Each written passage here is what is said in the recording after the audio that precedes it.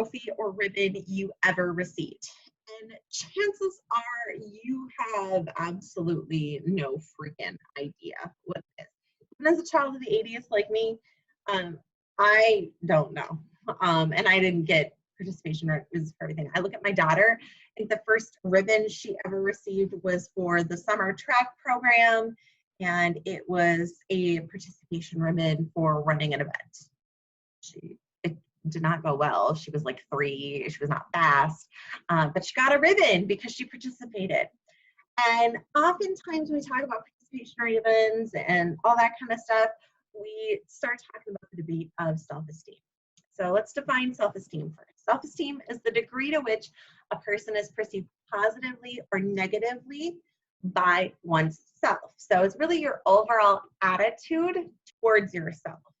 So it can be positive, it can be negative, it can be somewhere in between. How does it build up? How does it decrease? Well, by the events we experience and how we perceive the things that we experience. All right. So the thing about self-esteem is that self-esteem is actually better than sex, which sounds super weird to say and put in writing and talk about in this video. But the reason that this is out there is actually from research. So there's research out there that suggests that US college students have really high self-esteem compared to previous generations. So like you have higher self-esteem than your parents likely have higher self-esteem than their parents, and so on and so forth.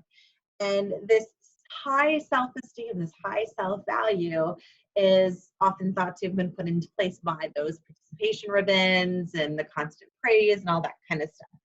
And now research is suggesting that college students would actually value a boost to their self-esteem more than they would value receiving sex, getting food, receiving a salary, seeing a friend, or even having alcohol.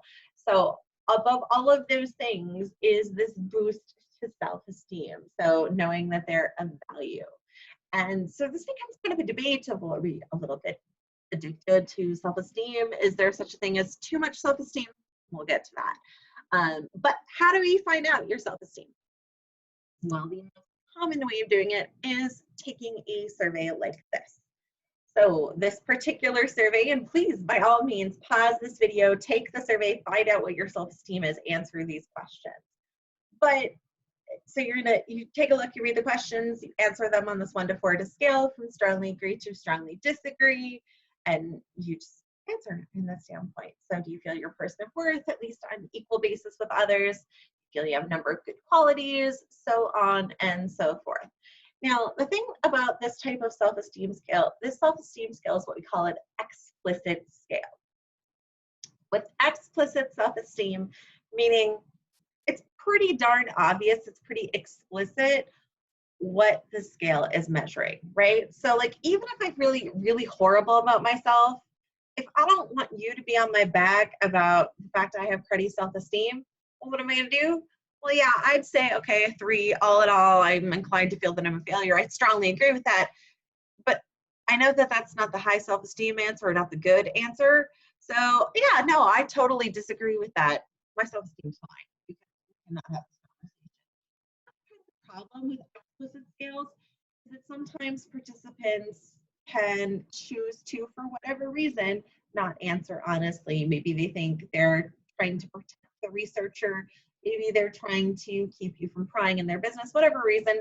So these explicit skills are only as good as the participant is able and willing to be honest with you. And I say able and willing because sometimes maybe we just don't know. Maybe it's not as obvious to us what our self-esteem is and how we truly feel about ourselves versus how somebody else feels in that standpoint.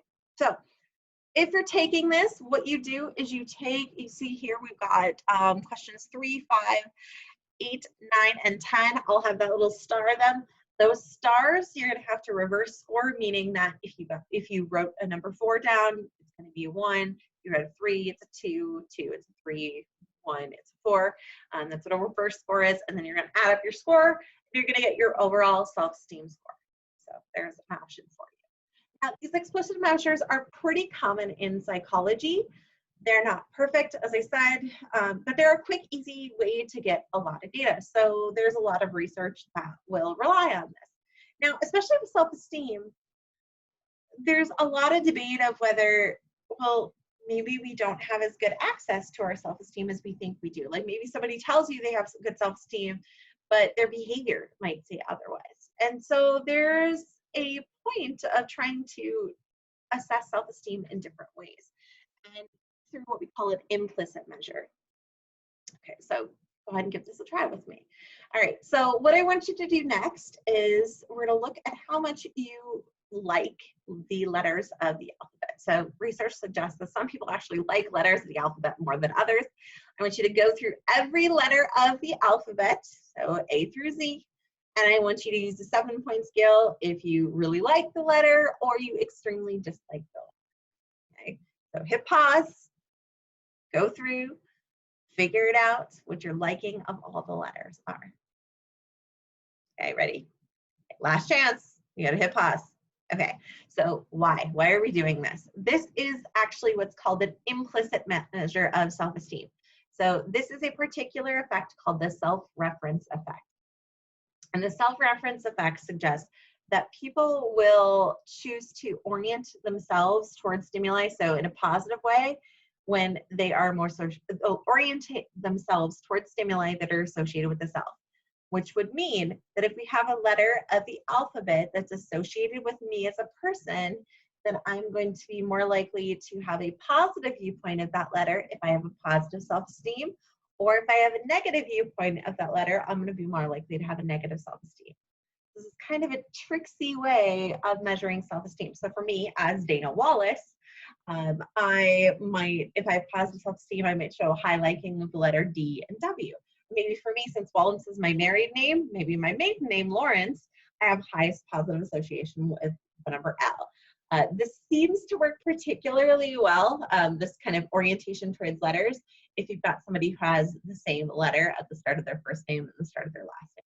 It tends to work pretty well there. Other places that we see this is think about your feelings toward Android phones or iPhones. Okay, so you probably have a strong opinion either way. I guess which one you probably like more? The one you have, right? So if it is something that we own, if it is some sort of product that we associate it with ourselves, our orientation towards that product is often a reflection of our self-esteem. Okay, this is called that self-reference effect. People orient themselves towards stimuli that are associated with the self. So if you have any preferences towards the stimuli associated with the self, it's like having a preference towards the self. So let's walk through this explicit and implicit thing again, showing the comparison. Explicit self-esteem measures are obvious. Again, they're that scale.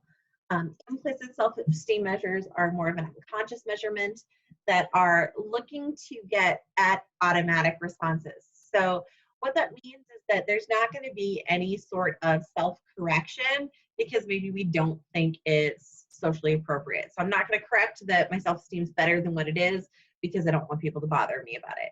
Another place where explicit and implicit measures come into play is in assessment of racism.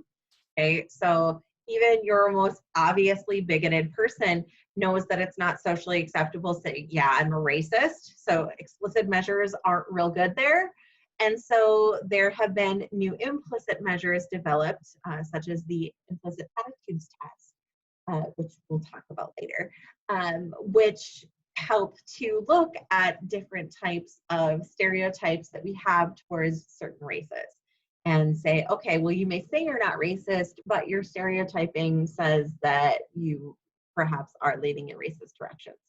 So the idea of why there is this use for implicit is thought that maybe it's a little bit less biased, it's more of a true measure because there isn't a self-correction or a social presentation or kind of self-handicapping that might be there. All right, so we had talked a little bit about this idea of is there such a thing as self-esteem that's too high? And the answer is definitely yes. And that brings us to a discussion of narcissism. And there's what's called this narcissistic paradox. And that's that narcissists have showed two different types of things with their self-esteem based on whether they're taking an explicit measure of self-esteem or whether they're taking an implicit measure of self-esteem. And they're kind of incompatible ideas. All right, so the first thing that you'll see for narcissists is if they take an explicit measure, so if they take a self-esteem scale, they'll show very, very high levels of self-esteem. If you ask a narcissist if they're a good person, they will tell you they are the best darn person you ever did meet. Okay, so they think that they're absolutely amazing.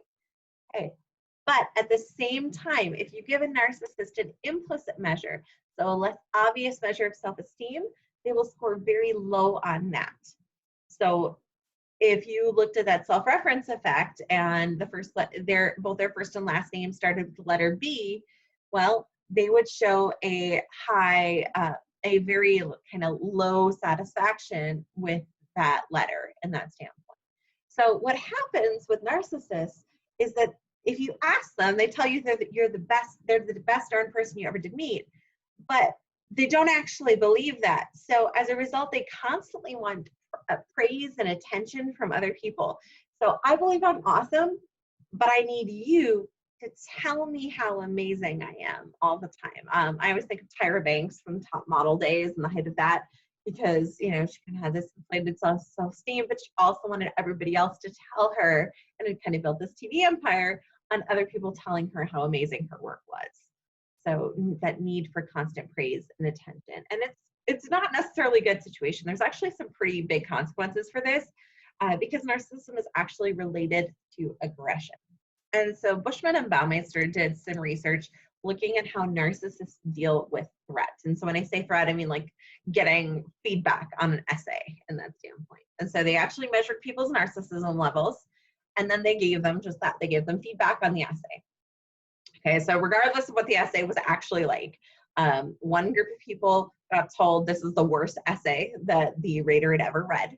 And the other group of people were told this is no suggestions, it's a great essay. So they either got a threat to their ego, hey, you're not a really great writer, or praise. And then they measured aggression. So the narcissist completed a aggression game. So this is a noise blast where basically you're doing kind of a little trivia game. And if your opponent gets the question wrong, you get to set how loud the noise blasts, so that kind of staticky noise that the person hears through their headphones, and that standpoint. So what's considered an aggressive response is that when you're setting your noise blasts, you're setting them even higher. So what did they find in this research? Well, if you had very low narcissism levels, your aggression increased a little bit if you got that threatening information, but really not much in that standpoint. But we saw a really big difference. So not only did narcissists show more aggression in general than non-narcissists, but when narcissists are threatened, so when they get that information that this is the worst essay that they've ever read, so that's that not providing that praise, not providing that reassurance that they're an amazing person like they know that they are, the narcissists reacted with aggression, and they showed even higher level of noise blast. So what that means is if you've got a narcissist that you're working with, say you've got a narcissistic boss, this is a really difficult thing, because if you're not constantly agreeing with the boss, they're going to come at you with aggression, with confrontation, and a really uncomfortable situation. So there is such a thing as too much self-esteem, and narcissism is an example.